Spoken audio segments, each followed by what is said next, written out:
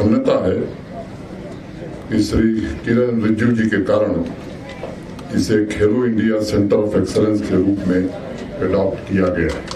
इसके लिए मैं भारत सरकार के खेल मंत्री श्री किरण रिजिजू जी को और भारत सरकार को हृदय से धन्यवाद ज्ञापित करना चाहता हूं।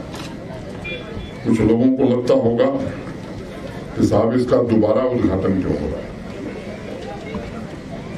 उनको मैं बताना चाहूंगा कि ऐसा नहीं है, बल्कि 28 अक्टूबर से यह बड़ा उत्सव है। इस बात को समझने की जरूरत है। जो सेंटर यहाँ बना है वो इतना बेहतरीन है और यहाँ के खिलाड़ियों में इतना पोटेंशियल है कि भारत सरकार ने तय किया कि इसे ही खेलो इंडिया सेंटर ऑफ एक्सीलेंस बनाया जाए और उस योजना में शामिल किया जाए। और आज भारत के खेल मंत्री जी ने इसका औपचारिक रूप से उद्घाटन किया है। मैंने पहले ही धन्यवाद दिया है। खेलो इंडिया का जो लक्ष्य निर्धारित किया है, मुझे लगता है कि ये स्पोर्ट्स सेंटर बुनियादी ढांचे में आधुनिक बदलाव के लिए उच्च कोटि के प्रशिक्षक, उच्च गुणवत्ता वाले संसाधन उपलब्ध कराए जा सकें, ताकि आने वाले 10 वर्षों में ओलंपिक खेलों में और उनकी पदक तालिका में भारत सर्वश्रेष्ठ प्रदर्शन कर सके। यह उसका उद्देश्य है। दूसरा, एक water sports centre Ranjit Sagar dam Kathua में भी बन रहा है। इसके लिए भी मैं आभार व्यक्त करना चाहता हूं, जिससे जम्मू के इलाके में भी वाटर स्पोर्ट्स को बढ़ावा दिया जा सकेगा।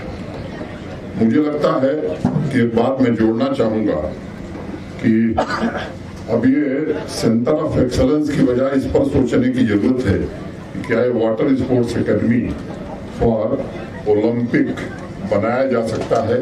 इस दिशा में अब हमें सोचने की जरूरत है। जैसे लेफ्टिनेंट गवर्नर साहब ने कहा, यहाँ पोटेंशियल है, यहाँ प्राकृतिक पोटेंशियल भी है और यहाँ के लोगों, जन लोगों में भी पोटेंशियल है। अब इसको मौका देने का जरूरत है। भारत सरकार और जम्मू कश्मीर के प्रशासन मिल करके जो कदम उठा रहे हैं, अभी लेफ्टिनेंट गवर्नर साहब ने आपको डिटेल में जो बताया, उससे आपको अंदाजा होगा कि आने वाले दिनों में यहाँ खेल के क्षेत्र में और युवा कार्यक्रम के मामले में कितना हम आगे बढ़ने जा रहे हैं।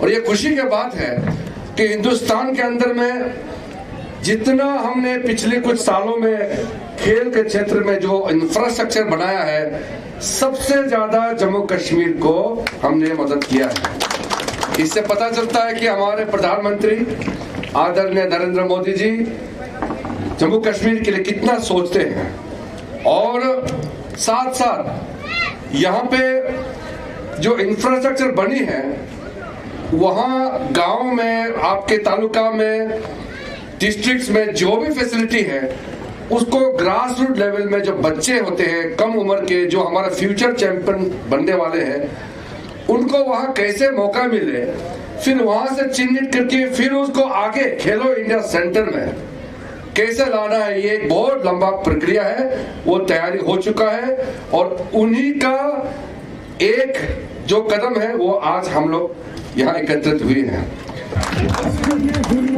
उनके बाद मैं गुजारिश करता हूं हमारे worthy principal secretary youth services and sports Shri Alok Kumar ji से कि वो हमारे honourable lieutenant governor Jammu and Kashmir Shri Manoj Sinha ji को मोमेंटो पेश करें। बहुत बहुत शुक्रिया सर।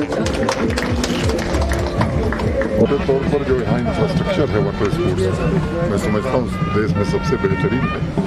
सेंटर ऑफ एक्सीलेंस होने से हमको और भी सुविधाएं और अच्छी ट्रेनिंग की सुविधा प्राप्त हो। और जैसा मैंने खेल मंत्री से आग्रह किया कि एक water sports academy for Olympics हम इसको बनाए, और मुझे भरोसा है जैसा उन्होंने कहा कि आने वाले दिनों में ये वाटर स्पोर्ट्स एकेडमी बनेगी और यहाँ से जो यूथ है वो ओलंपिक में भी जम्मू कश्मीर और भारत का नाम।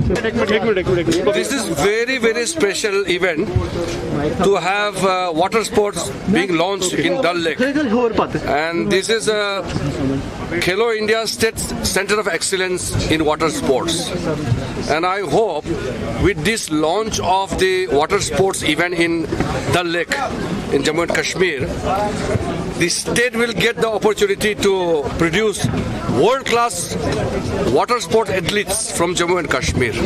मुझे उम्मीद है कि हम फ्यूचर में ओलंपिक्स जम्मू और कश्मीर के बच्चों को भेज पाएंगे, और वाटर स्पोर्ट्स बहुत इंपॉर्टेंट होते हैं। वाटर स्पोर्ट्स में बहुत मेडल्स होते हैं। हमारे इंडिया का वाटर स्पोर्ट्स में रिकॉर्ड अच्छा नहीं रहा, इसलिए ये डल लेक को इतना खूबसूरत झील है, यहाँ लोग टूरिस्ट भी आते हैं, तो हम यहाँ खिलाड़ी भी पैदा करना चाहिए।